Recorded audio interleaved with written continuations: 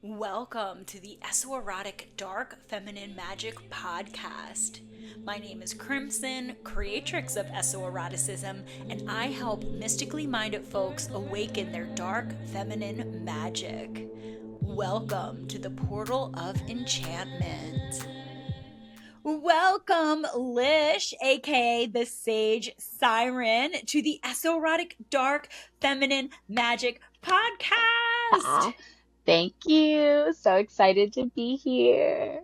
Yes, I'm so excited to introduce you as the first official certified Esoerotic instructor, because we've had a lot of instructors in the past teach Esoeroticism, but we've been restructuring things and reworking things as I left Austin and now am no longer the studio owner there. And so we've done some Esoerotic certifications. We've had many people go through that, but you're the first one to go fully through a teacher certification, meaning that you can now teach Esoeroticism wherever you damn well please. So that's why I Yes, wanted to yes. have you on and introduce you to everyone and just hear your story, because we met. When did we first meet? It's been almost 5 years ago. So, I was at a low point, and didn't really know what my purpose in my world was and was searching for women of like mind. I was looking for specifically mystical women of the same like mind and was luckily introduced to you by one of your previous instructors who used to be a graphic designer in my world.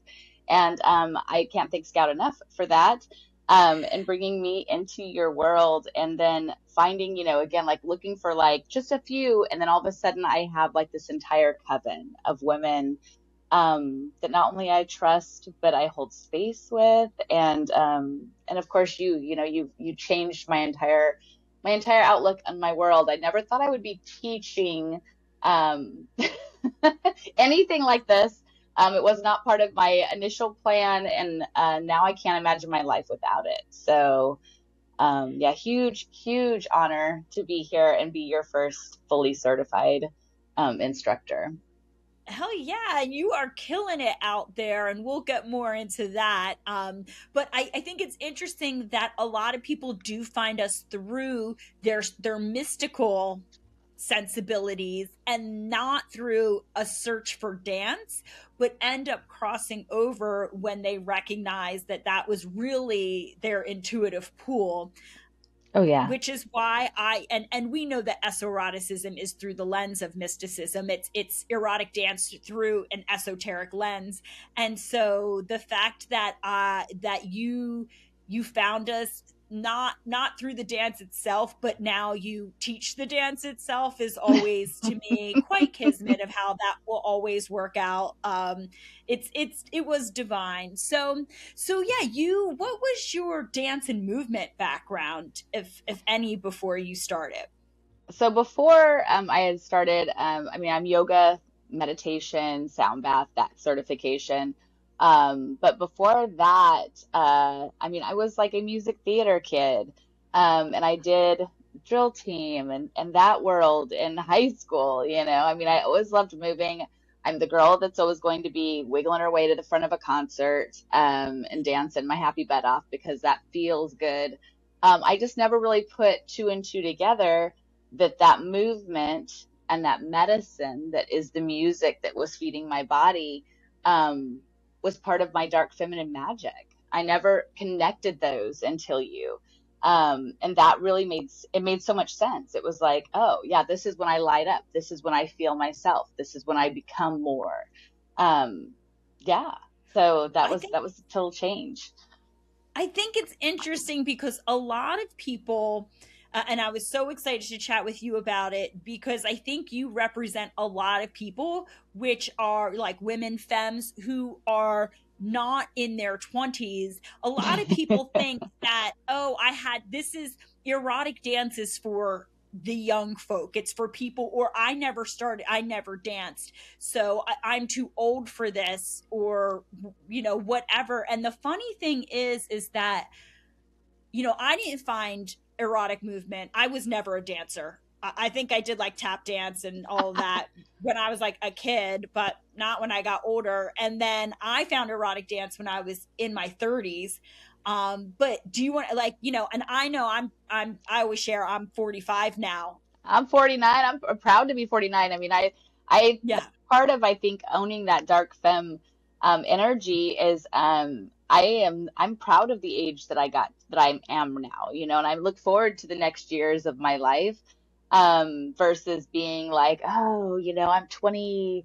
I just we celebrated my 10th anniversary or 20th anniversary of my 29th birthday, whatever that shit is that people do.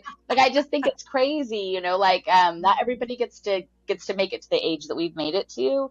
And I think that celebrating that and actually, continuing to do new things with your body and new things, to open your mind is how you stay relevant and how you continue to grow as a human.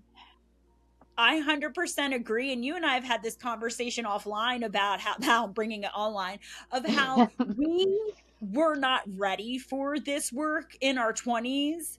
Oh Um, no. and how I'm always so impressed when young people start their esoerotic journey and and are really connected to it. Because I always say I was really immature in my feminine really until post Saturn return. And really, it even evolved beyond that. It took a little bit more time for me to really drop in past the performative or the appearance of it, or the phases everyone goes through. But I really love celebrating about our esoerotic community, that this is not something that you age out of. In fact, we have, I don't know if you know this, but we have our next cohort of esoerotic certified instructors starting at the end of February. And our oldest student who is going to get certified is 73 or 74, who Joy, who did a past episode with us, Yes. that anyone can go back in the archives and look up Joy. But yeah, this is something that I celebrate, that the dark feminine is always looking to rise up, especially the voices and the bodies and the presence of versions of the feminine that have been historically relegated to insignificance, namely, the no longer maiden or mother, The crone. Hello, the crone. crone, Yes. Yeah. Like, and our why does the crone have to be something that's shriveled and unrelevant? Why can't the crone be something that's vibrant and mystical? And because we're the ones that are the full of knowledge, right? We've lived life experience. So and I would say and I was talking to one of our past guests, Leslie, about this, of this fourth archetype. Are you aware of this? So, of how they're saying it was the maiden, mother, and crone, which I'm not a crone. I'm too yeah. young to be a crone. Yes. Right. But I Same. definitely have phased out of mother, that mother age. The hot flashes are telling me that's done. So, but there's like this in between where they're calling it, there's a bunch of names for it, but the sovereign queen, which is Oh, that between mother and crone, which I would say we both identify as. In the tarot, it's kind of that Nine of Pentacles energy. Are you familiar yes. with this Yes. fourth? I am. And I call it the saucy ant. So like because I'm the saucy ant. So like, like that that energy that is not just in nurture nature mode, Mhm. but in wisdom. But we haven't crossed over into the, fully. I mean, I guess I'll always be like a embodied human, even when I get to like my full blown crone phase. But, Mhm. like we're still, again, so in the beat of what's going on, and I call it the saucy ant phase because it's like we're those people, we're in that phase of like, again, like we've been there, done that. And but we also like we still are fun and having fun, and we're still like, enjoying life to its fullest. um One of the big things for me, is not thinking of one of the things that majorly changed for me in esoeroticism and as I came into this was not looking at goals that were endpoints in life. Um, and being it more about the journey, about what it is that's going on in my life, and enjoying every step of it. So not going, oh, I've hit this mile marker, I'm going to cut this off, you know, um, and just continuing to roll with it, you know, and enjoy it. Not look at each of those things like, again, like in your 20s and your 30s, you're like, when I get to this certain age, when I get to this certain weight, when I get to this certain anything, I'm going to do XYZ. I don't put those limits on myself. That's not where I'm at. Where I'm at is I'm going to enjoy every moment. Ah, hell yeah. Yeah, I just don't think I have the earned wisdom by far. I have decades still till I can really Yes. claim my crondom. And so I love having something that I can now identify with. I love it. The auntie vibes, queen vibes, Yes. Nine of Yes. Pentacle vibes. The But and we queen. also, it's funny because the youngest person joining so far, we still have another few weeks till we get started, but is, I believe, just entering her Saturn return, so like 30. So we're running the gamut, and there's something about this kind of this femme interweaving where we're all bringing wisdom, because here's something that I'm learning right now too, is that I really have to not just ignore or forget the younger influence coming in, because there's so much wisdom in young people that I'm There always learning is. and expanding from. And so there's something just about a femme community that's mixed. But I always like to bring up for people who think esotericism is not for me because I've aged out of it, that if you have a body, if you have a meat suit, you're age appropriate, over 18. But Yeah, over 18 for yeah, sure. yeah. Uh, So what's cool is that you were a student of Esoeroticism for a while, and then chose to enter the teacher certification. And I know that I'm just so excited, people bringing this work to different markets. For example, something I'm so excited is we also have another person taking it who's bringing, I'm having a hot flash right now. Speaking of, oh my gosh. you just hot. You're just hot. Just embrace. You're just hot. Yeah. Oh my goodness. This is, just speaking of the not being in the mother phase anymore, but who's going to bring this work to a Spanish speaking audience? Which Oh, I was like, yes, is it who yes. I think it is? Because I'm gonna get stupid excited if it is. Well, I don't think it is who you think it is, but she's still wonderful. And I don't want to say her name in case she doesn't want to be shared. But yeah, so it's like, wow, this work is really resonating in different cultures and different age groups. And you specifically, I know, were interested in bringing it out of the city. Oh The yeah, city. out of the city into the country.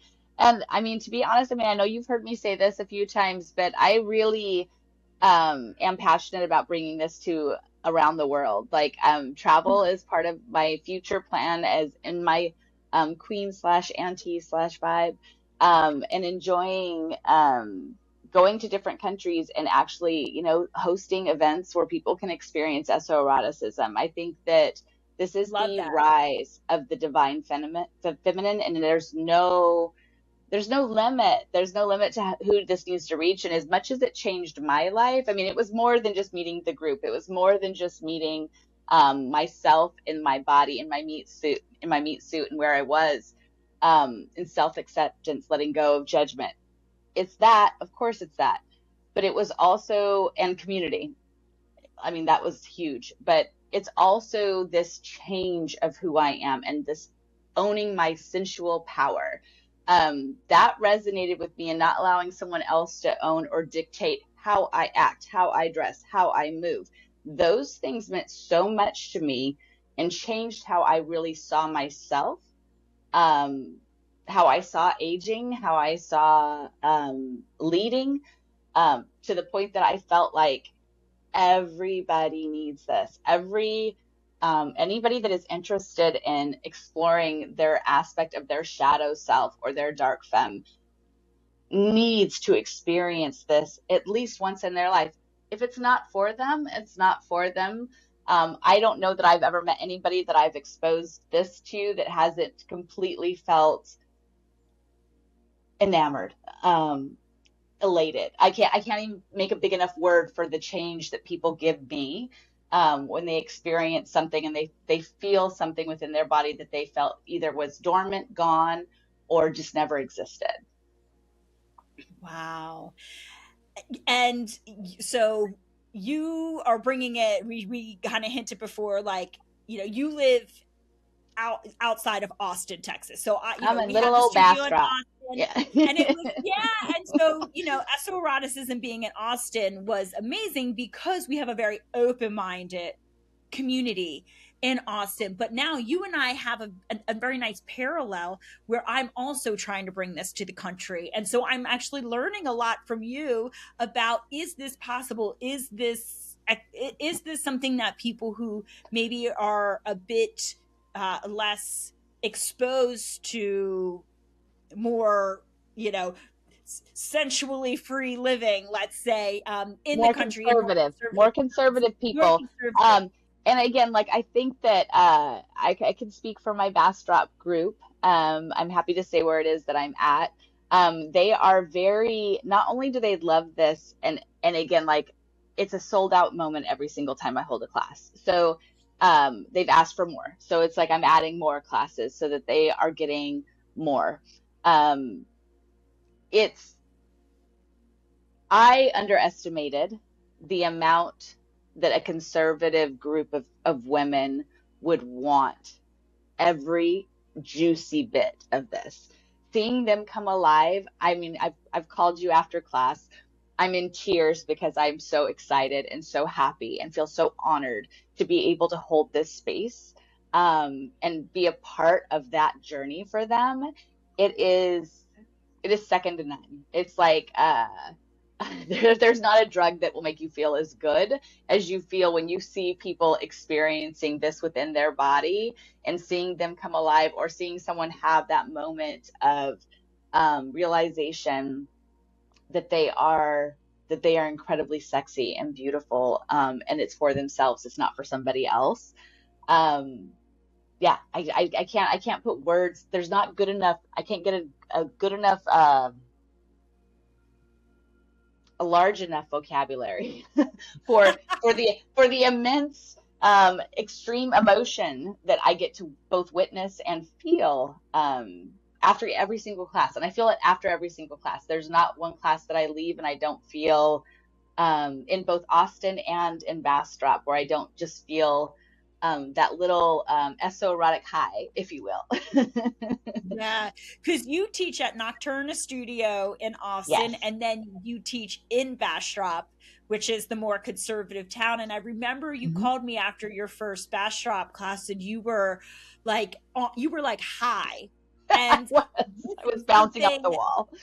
Yeah, and I was so excited to talk to you because I was like, I think I express this a lot, but hearing someone else actually affirm that there is just something that feels like a drug when you are in a room with other people reclaiming sexual sovereignty and bodily autonomy, and you have this realization that, wow, because we experienced it for ourselves first, right? So we were Yeah. in the room, we experienced it ourselves, and now to be able to share that with others is so rewarding, and it's so um palpable in the energy of everyone as they're like leaving their first class. And yeah, you feel like you're on a high. Do you have any like anything that you want to share about, maybe an example of something that you thought maybe would be a challenge Oh, with sure. esoeroticism or teaching, or with a student? Sure, sure. Yeah. I mean, I was very nervous about bringing anything on the esoteric side to the Bastrop audience. I was worried of how it would be perceived because I had a few students, or a student that had commented to the owner in my meditation yoga class about me bringing tarot cards. And I had shared that with you, that that was like a thing. So I was very nervous about using any of our dark feminine energy and speak with the movement. And what I discovered was I was limiting myself. They not only embraced it and wanted it, being able to learn it and understand that it is not some twisted anti Christ thing. Nefarious. Yeah, we're Yeah. not bad. You know, there's nothing evil about this. There's nothing twisted or malicious about this. And nobody came to the class expecting that. And I had this like fear of like, oh, if I say anything about the, you know, the circle within, you know, holding like a space that is within a coven or a witchery setting, I was very worried about how people would react. And I was mistaken. And it was pleasant to be mistaken, and to go, you know what, shame on Lish. Do not underestimate what people are looking for or what they want, because spirituality on a higher plane is spirituality on a higher plane, and it doesn't matter what name it's given. And this, allowing it to resonate within their body, and bringing that part of the equation, because that's always been what's separate, right? People are like, spirituality here, it only exists here. Whereas it's like, no, it's everything. And it's how you move and how we stir and how we undulate and do all the things. People, they can't get enough of it. And it's been it's an honor to be able to teach it, and also have people ask you questions about it afterward. You know, what do you mean when you say dark feminine? What do you mean when you say you're talking about the shadow aspects of things? You know, and it's like, ooh, let me sit down and tell you about that. You know, that it's exciting to have the conversation and people to not only be open to it, but wanting to understand it. Yeah. I remember you saying, like, oh, I can't use the word ritual in the class description. I People was will so freak afraid. out. And I was like, okay, well, if you need to switch it out for your audience, like, that's fine. But when you said no, like, that resonated. I think that there is an awakening, a spiritual awakening happening for sure. You know that I believe the dark feminine is rising, and that it's, as in anything, it's going to, this is why we're always very upfront about what this is. It's why it has such a strong name to it, because if you're turned off by anything that's close to the words esoteric or erotic, you're probably not signing up. So you self-select out right there. But it's so cool to just see that we think that, oh, this is going to be off-putting to people, but it's actually what draws them in, because they know, okay, this is something different. Maybe I took some of the fantasy fitness or the dance fitness or something, and they understand that there's going to be something different expectations. And I know that you have. So one thing that I'm really looking for as we start doing these teacher certifications is certifying people who are going to bring different viewpoints, cultural experiences, stylistic preferences to Esoeroticism, because I don't want just a bunch of like little crimson robots out there using my same words, having my same life experience. What is the point of that? And I love that what you bring is a different kind of spirituality that I'm used to. Like you talked about the Eastern philosophy and the yoga and the sound bowls, but you also have like a very Celtic pagan Oh yeah, interest. yeah. You know me in the Wheel of the Year. Like that was what I was teaching at Minx and Muse way back when I started teaching. And when you asked me to teach, I was like, you want me to teach? And I remember thinking, oh my gosh, I can't believe I'm going to teach a class. And then at the end of the day, I was like, and here we go, I'm teaching all of the things. Again, like not 10 years ago, you couldn't have told me this was going to be my current life, and I would have laughed. I would have not believed you. And not because I don't love the idea of teaching. I just would not have thought that that would have been something that would have been that I would have been great at or good at, and that I would have felt that I was holding the right space for, because holding a container is so sacred to me for all of the things. And again, like I'd started teaching the Wheel of the Year at Minx and Muse, and I discovered, oh my gosh, I really love seeing people get lit up about the things that I love. I love religious science. So like for me, like all of the religions all have a place. And I found as I was growing up and my parents allowed me to explore different religions, um, that there was something in common in each one of those little those pieces, right? But I was always looking for the thread, and I was looking for the home, the root, where it was that I was going to be based. And for me, it really feels like, I'm not saying esotericism is a religion, but it's like it comes back to, being in your body and being in touch with nature, no matter where it is or who it is or what it is that you believe in. If you could come back to the source of a spirit, and you can come back to relating that and how that resonates within your body, you're in touch with something greater than yourself. And that's how, you can, I think, weed out any kind of what I call, when people call it, Like a what's the word? dogmatic type Yeah, of yeah. Like you're looking for, oppressive, controlling yeah, type of. nothing like that works in my body. And that's part of why I just never really belonged to a specific system. I think people always get freaked out when they hear that, Lish believes in Jesus and she's Celtic and pagan. And, how does that all work? And I'm like, oops, here she is, you know? And that's how I think I relate to people. For me, and again, like I think people find it interesting. Um, and then people are always kind of shocked, like, oh, you haven't been doing this. Like what I've found recently is people think that I've been doing this for a decade or something, and I'm like, no, this is 5 years within my body, and I can't imagine what I'm going to be like 5 years from now. But I know that I'll continue to grow because I feel it, so it's exciting. Yeah, that's what I love about esoeroticism is that it's a practice that doesn't require a to get physically stronger or physically more complex in the movement. It's a depth of exploration. So in 10 years, it's not that, oh my gosh, I can do these more strenuous techniques. It's that I have a deeper expression in myself.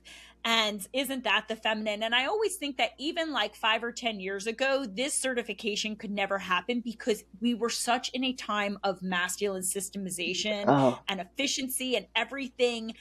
How I was originally taught was if you want to do a certification, it has to be very much almost like a franchise where everything they repeat your words, they teach this. It has to be very black and white and replicable and parroted.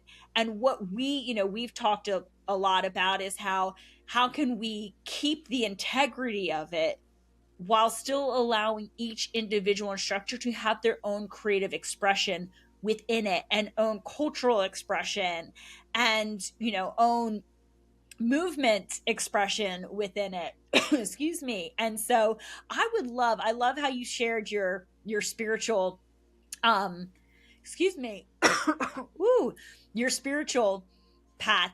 You shared something with me recently that I was like, oh my gosh, that is so cool. I never put that together.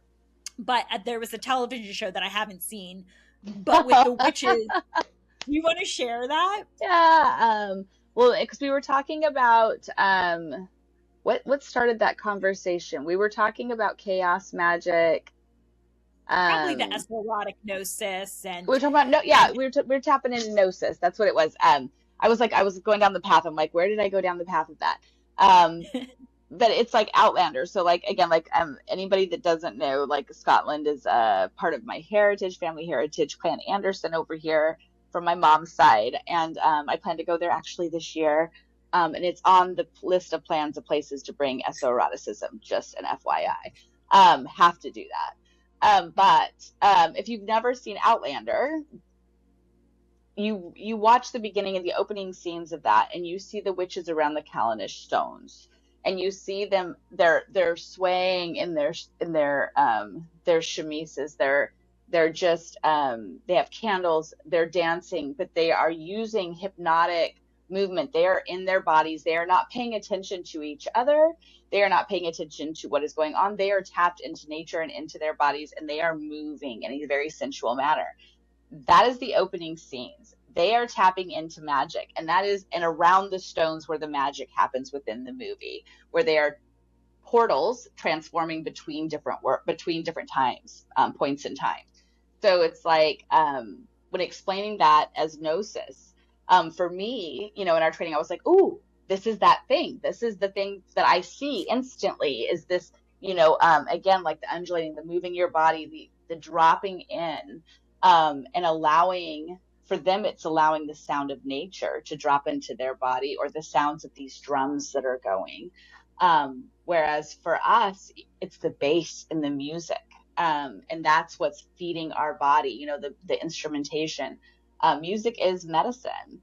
And when we allow that to happen in any form and to channel through our bodies, allowing all of whatever this is that the universe has put together to come out, and we just, again, your eyes drop, you close your eyes, you breathe differently, you feel differently. And when you come out of it, it's like the world stood still for you for just a moment. And that's just something different and special. And it's like, I never really thought about that because you've seen it in other movies too. Outlander's just one example of many, but it puts a new meaning on that for me. When I see that now, I'm like, oh, they're in gnosis. They're in Esoerotic gnosis right now. Leave them alone. Let them get their best life. Yeah, how we tap into an essence that has always been there. And so now I always really and you see it all the time. Anytime you see, especially a depiction of a coven of witches through the masculine lens, you see them around a fire at night. Yes. And they are dancing wildly, and they're in trance, and they're like pulling at their clothes, and they're sensually lit up, and there's almost like a sexual arousal to it. And that's so threatening to a patriarchy who's like, wait, how are you calling upon that energy and I'm not included? And it's just so relevant to right now. It's Right Bad now, where Bunny we or Bad still Bunny. have They're dealing with all of the same the same thing. I'm like, why is this happening? Why are people talking about dancers in a way? It's not vulgar. It's not. There's nothing negative about that when someone is tapped into their body and they're feeling the music with joy. I mean, there was nothing but pure joy coming out of people's faces. People weren't ripping their freaking clothes off. I'm okay if they were, but if they were ripping, they're not ripping their clothes off on TV. They're just really feeling the vibe. I mean, and for that to be construed as something negative, that's the patriarchy being defensive. I think that they're in a place of fear, and that's where hate lives. Hate lives in a place of fear. Whereas, for us, we're in a place of positivity and a place of affirmation when we're in a place of love and loving our own body and feeling that energy channel through us. Yeah, and it's literal magic. Yeah. It is magic. The state that we enter in esoerotic gnosis, in esoeroticism, is the same state that we see depicted in these witchcraft movies where the witches are around the fire, and it is a threat to those who seek to control us. And so we've been shamed of it. We've been, repressed. We've been oppressed. We've been made to feel fear around it as a mechanism of control. And so, yeah, I just love that depiction of like, that's us. And so I love that there's that pagan identification within it, because magic is magic. And I'm not as wheel of the year pagany as you. I'm more of like a ceremonial magic background, but I think it's very interesting when we have people join from Eastern spirituality, or people who join from maybe just a not, they're new to all of this and they find it interesting because, like you said, people get so confused that you believe in this and this. That's how we are in our coven.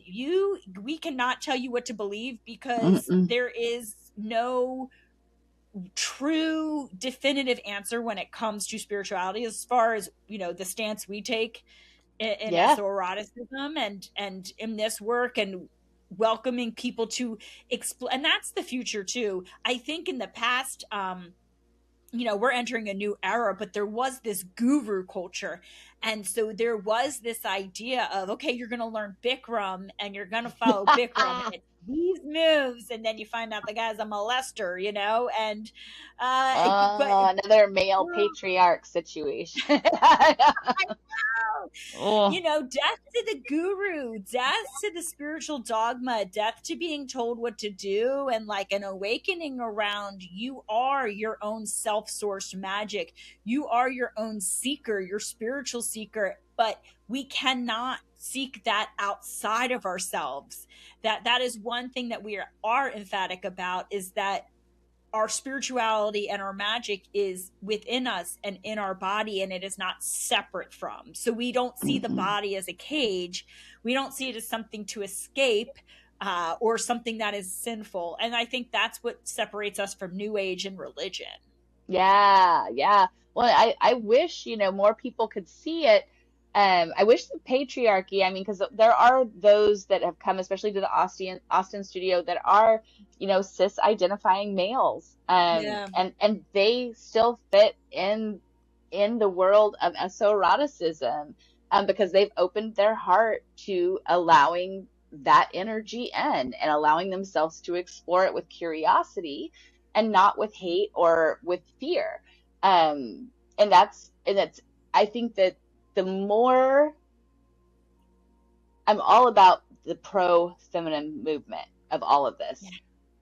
I think those that are on the side of the male aesthetic, Yeah. and persona, masculine. I'm not against the divine masculine. It's just that I feel like those that accept, not only accept but embrace. I should not say the word accept because that's bare minimum, right? Embrace the dark feminine are those that are going to actually evolve to the next level. Those that don't are not going to. They are going to be stuck in the past, and they have no desire to change. So it's like, yeah, I mean, what's the whole saying about, like, change is inevitable, and so those that are stuck without wanting to feel or see or witness or be a part of change, are those that are going to get left behind, in my opinion. So yeah, I think we're part of a new era. That's like what we said in the beginning, and where I will say that I have learned a lot from people who are younger than me, and it is a Same. lot of that. I know there's a lot of people in this industry that are like women only, and we've never been that way, not even when we opened the studio. And I've used the words feminine and masculine to try to Mm. be inclusive, and I've really, because of that, feel like we've gotten to meet a lot of different gender identifications, not just orientations, right? And so Yes. it's really amazing just to say, if this work resonates, you're welcome. Now, generally, it is a majority women, but I love when we have the theys and the he's and all of the things, because yeah, paradigms are changing, and people who are stuck in this binary, and It's even insane. it's gonna be a thing of the past, that thank Mhm. goodness. And I Yes. understand that this is like new to a lot of people, but also we're seeing this just not in gender. We're seeing this in the white nationalism in this country, and being like, wait, there's Yes. people who have different cultures and speak different languages, and like we don't have to just naturally fear them or hate them. It's like Y'all, this world, that's something that's happening astrologically, is that borders are falling away. And that's Hmm. why when anything big changes in the world, we see a death rattle and we see a death grip on things. And that's why things seem to be getting worse when actually they're falling away. And so the hate we Hmm. see in the world around this intolerance, whatever it may be, is because it's falling away. And that's something just that's I want to make sure we're clear about, because I feel really Yes. optimistic about the future, and the Same. future of like the feminine rising and of the dark feminine finally being valued and not being something that has to, I say that ideally the dark feminine just becomes the light feminine. It's just the dark feminine because it's repressed and Yes. it's relegated to the darkness because we've been taught to fear it. We've been taught to have judgment around it, to feel shame around it. Ideally, the dark Yeah. feminine ceases to exist because we don't have to relegate anything to the darkness Yeah. anymore. Yeah, well, because the dark and the light they're part of the same. It's just like the theories around the yin and the yang, right? Even though Mm-hmm. yin is feminine, masculine. I mean, I digress on that, but it's like Yeah. the dark feminine. Again, like the parts of us that we've had to repress. It's not evil or bad, and I love it when people ask me questions around those things in class, and I'm able to actually speak to no, these are the things that we're just not allowed to express or show out of repression or fear. The less that we fear, the more that we are authentic to ourselves, the more that we allow ourselves to express who we are authentic, again, like from our root. The more Yeah. that the next generation doesn't have to suffer that that whole paradigm all over again, so Right. Right. And that's why also I'm glad you brought that up, because part of the this you did the 2.0 certification, which is the teacher certification, but we also include in that the 1.0 certification, which people can just take the 1.0 certification if they just want to learn the magic and the dark feminine and the ritualization of somatic practices, and it's they worth don't it. want to teach esoeroticism. And so I should put that out there because we're releasing this, a couple weeks before the deadline for this 2026 certification. We only do the certification once a year because the 2.0 is a longer practice. And so Hmm. I just don't have the energy to do it more than once a year. And so, yeah, I'm just going to spit that out really quick. We have a 1.0 certification. If you're like, tell me more about this dark feminine, tell me about this magic, tell me about how I can like ritualize my offering that I already have, whether it is a dance or a movement or a yoga modality.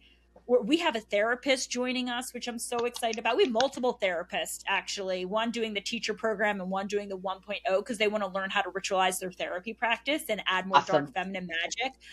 Right? Like, that's my Awesome. therapist who I'm going to go to. Yes. But so that 1.0, you can just take that and not get the teacher certification, and that's like a 3-month virtual offering, or you could do the 2.0 certification, which is a 9-month longer, but one of those months is just a month where we're coming on site and doing a 6-day retreat. And from the retreat, it's just They're like you gonna love have to it. kind of be in person. And so, Oh yeah. yeah, you were the guinea pig, and I'd I'm love to just be going to the guinea say pig. how proud I am. You're really thriving, and I've seen how your students are really awakening in your presence, and and you're doing fabulous. And do you have any maybe shares for anyone who is considering? I mean, Oh yeah. obviously, if anyone's new to esotericism, just come and join and take some classes and see what it's like. But maybe there's been some people who have taken it and are interested in getting certified on some level. Any thoughts before we kind of Oh yeah, yeah. No, definitely. I took the 1.0 the year before the 2.0. that's right. And that 1.0, I will say that anyone that's interested in understanding more, again, like the I'm going to make you repeat the thing that you say at the end of class every time that always brings my heart all the way up, because it makes me choke up every time I say it. So I feel that people, if you are feeling like anyone, first of all, if you've ever been like, I'll go take a class, it's not just a sexy dance class. Let me say that first, because again, like, I feel like that's one of the things I constantly have to say. Yes, you're going to feel and look amazing, but that's not the point. It's the internal transformation. That's the point. So if you're considering taking the class, please don't go, I want to wait until I XYZ to take the class. Don't wait to lose 5, 10 pounds, something crazy before you take the class. That's not the point. Enjoy every bit of who you are now. That body is valid. That body is who you are today. Take that class, take that 1.0 certification if you're curious about tapping in to the spiritual side of what it is that we're doing through this movement modality. And take the 2.0 if you're interested in spreading this around. Because again, like I said, I think when I say it's going on tour, it's going on tour. Like, it's time for this to actually go and see places. I'm going to Vegas to teach this at the beginning of March, back home, where I'm from, and I can't wait to spread it there. I mean, you would think, Vegas would be very sexually liberated, but I'm going to tell you that's where the judgment around other women was born into me. And I can't wait to actually be able to helpfully release that for so many people that I've either known or people that are living in my hometown now that I get to meet and make new friends with. I love your vision of this is going worldwide, and It's worldwide, that's baby. yeah, I definitely, my intention of this certification is really to have people adapt it to what they're seeking to do, whether it is to travel with it, whether it is to teach at a local studio, whether it is to rent out local spaces, whether it is to just have their own practice, whether it is to do virtual, whatever. It's, that is the new paradigm, is that it's everyone needs to meet themselves where they are and understand their own unique situation and be sovereign in how they're gonna bring their work to the world. And so I love that you're like, I'm fucking going to Scotland with it, because absolutely, I want that to happen. yes, it's gonna happen. It's not good. It's not even an if, it's a when. But for me, yeah, it's like I can't imagine my life without this. Again, like, I mean, I came from like a very I carry my niece's memory with me everywhere. She's my inspiration. But it's can you just share the tattoo story, because yeah, I cried. Oh yeah. my gosh. So and I actually have it so that I can show it. So because I have my niece's ashes in my sigil. Do I have it where I can see it? I don't know if you can see it. Maybe not. I thought that I had it where it was accessible. On my rib. So my niece Cody fought cancer for almost 5 years, and it was Ewing sarcoma. And she was the first person to give me the understanding of not judging my body. And she was the first person that I got to teach anything to. And when I lost her, September 6th, 2020, I lost part of myself. I felt it rip away from me. And I didn't know that part of what I was going to miss was teaching her. She was my mini-me. I had part of her ashes in a ring. And when I had decided to get the Esoeroticism sigil tattooed on my body, I know you know the story, but I'm going to tell it anyway. I had my friend Sarah King, drill the ring. That was a whole thing, finding some way to drill the ring to get the ashes out, because apparently that's a thing. But Sarah, of course, did it for me. Brought the ashes with you and Sarita to the tattoo artist. Her name was Lauren, I believe. And talks on Instagram. Amazing. Yeah, yeah. So amazing. Peloton. Yeah, she's so amazing. But I decided I wanted her, because I feel like she was part of what brought me to the studio, and I stuck with it because I needed to find a new purpose. I didn't have a purpose. And I didn't know this is what it was going to be. I just knew I needed more like-minded, mystical women in my life. That was what brought me there. And then I find this Esoerotic dance that's changing my whole world and how I see myself. and thinking just how proud she would be and how much she would belong in that space. As much of an advocate, like my liberal little advocate would have loved that. So having her ashes put in the sigil, on the tattoo, in the tattoo ink, that Lauren said looked like glitter when it danced around inside of it. And we did a ritual at the tattoo studio. And it's on the rib where her journey began, where her cancer began. So for me, that's that, and it's the fourth rib, the one that's was over her heart. So for me, it's a lot, and I get to take her with me everywhere. I didn't feel anything when I got the tattoo, and I remember Lauren and everybody being like, "Are you not like you're not flinching? Like what's going on?" And I'm like, "I don't think she's not going to allow me to feel the pain on this one."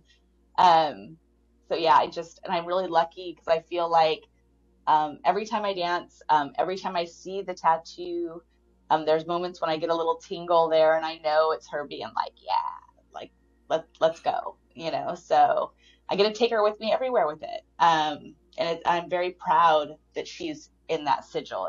That it's so many layers of things to put into one thing, but it's like having her energy, even beyond the veil, and connected into my body is a true, like when I say, my body, it's like I say my body and I say her body for me, like within, my body, my pleasure, my power, my magic. It's a symbiosis with my niece. So it's Thank you for sharing that story. Like, I tear up yeah. every time you share it, and she's definitely like a guardian spirit of our coven. And Yeah. yes, and so we all know Cody, and it just means so much. And we have over 30 people with the Esoerotic sigil tattooed on them, and I don't take that lightly. It's gonna always be. It's such a daily reminder of this is something. It's not me. You could move on from me and have and still it's the work that the sigil represents and the dark feminine and what it meant to you in finding it, expressing it, and where you take whatever it is you learned and alchemize your life specifically. But we're always going to be in such deep integrity with this work, just knowing that. And so yeah, we thank you for sharing that story. That is Absolutely. But don't yeah, I lessen think your that don't lessen your role in it. Like you brought me out of that place. I mean, like I know I had to do the work, but like you really you were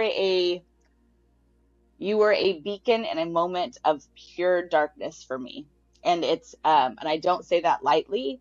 Anyone that knows me really knows how dark that was for me. And in how I changed, and I changed for the better. Like there are so many things when I talk about esoeroticism being a drug.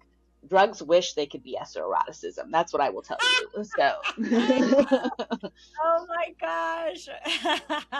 Man.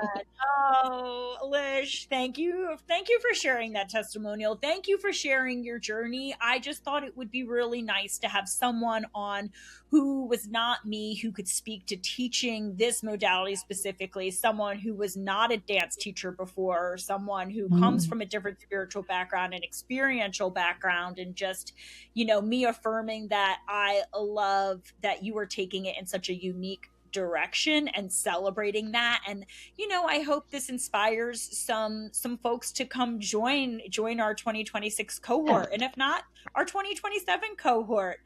But why don't we move into our final questions that we ask all of our guests on the podcast, because I'm ooh, curious.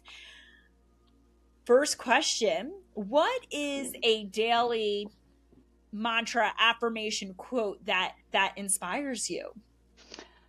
I will say, I'll revert back to the kind of some of the stuff we talked to at the beginning. Life is not a destination, it's a journey. It comes down to every day, make every day something that matters and that counts. It doesn't matter how small or how big. And if you're having a down day, move your body and see if it doesn't change things. The return of embodiment. I mean, it really did disappear, and I love that it's coming where movement really just became a another checklist item. What did I read the other day? I suggest like I read it in a book. I read it on Instagram, but it was something like, isn't it a shame that we relegated things like dance to skills, Oh, to a yeah. skill versus a way of being? And they said like dance, song, storytelling, isn't it something that we now name to be a skill when truly it's just what it means to be human? And I was like, oh, It's a birthright. It's a birthright to dance. oh, so that I feel like that encapsulates that sentiment in your yeah, in that quote. So oh, I love it. Okay, what is your favorite sensuous indulgence? Well, you know this one. If you've never followed the Sage Siren on Instagram, then you will know. Or if you have, you will know that I am a bath ritual diva. I like taking it from the full experience. It has to be every part of my senses have to be ignited. From how I set the bath up to how I disrobe to how I dress the bath. And then how I magically infuse it with some kind of ritual or some kind of thing with some kind of tea or something that invigorates my taste buds sensory yeah, so like it's gonna be some kind of bath ritual. Now I do plan to amp that up. A couple of people have asked me to do a book around that, the bath ritual situation, so that will eventually happen, but I feel like that needs to be amped up to where I have maybe some outdoor baths or different baths around the world, like being a part of that. You can So come we'll use see. my bath. Yes, Yes. yes. Oh my gosh, the temple. If you guys are not, I'm not trying to be promoty here, but like the temple. If you're in North Carolina, Holly Ridge, you guys need to go and have an experience there. Not even just a class, but also if there is a retreat happening, you need to experience it. You'll thank yourself. Thank you, Goddess, for that promo. No, you But yeah, got I that. love that.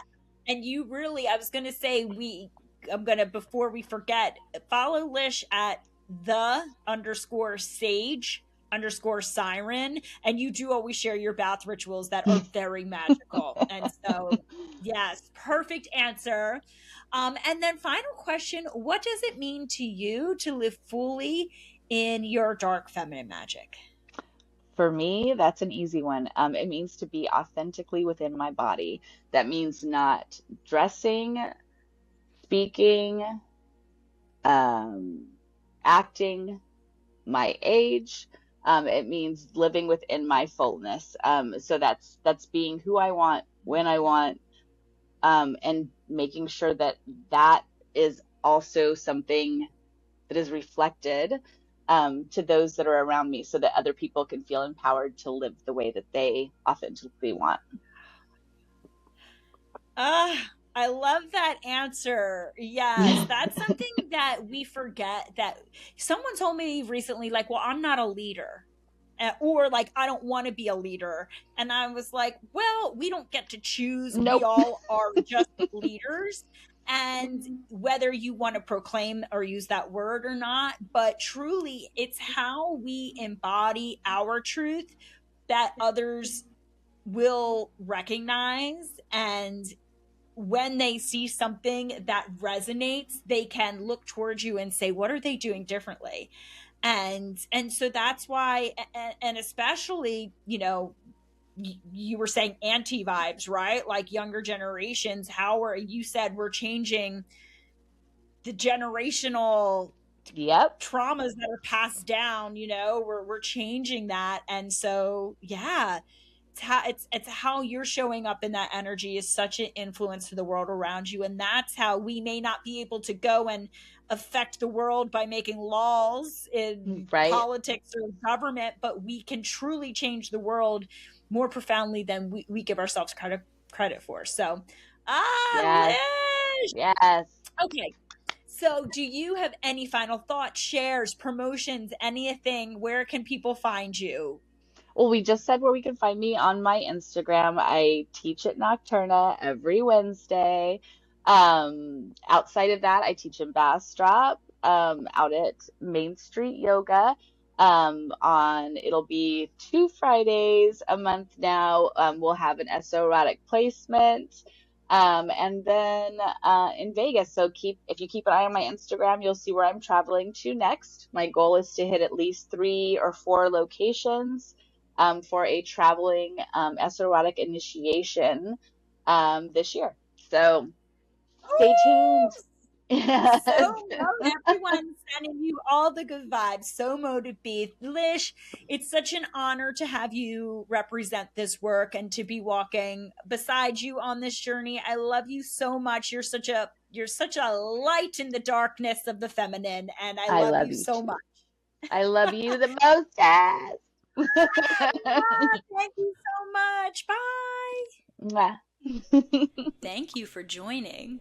Follow me on Instagram at crimson.minx and visit esoerotic.com to learn to live more fully and unapologetically in your magnetic power, sensual pleasure, and unlimited creative potential.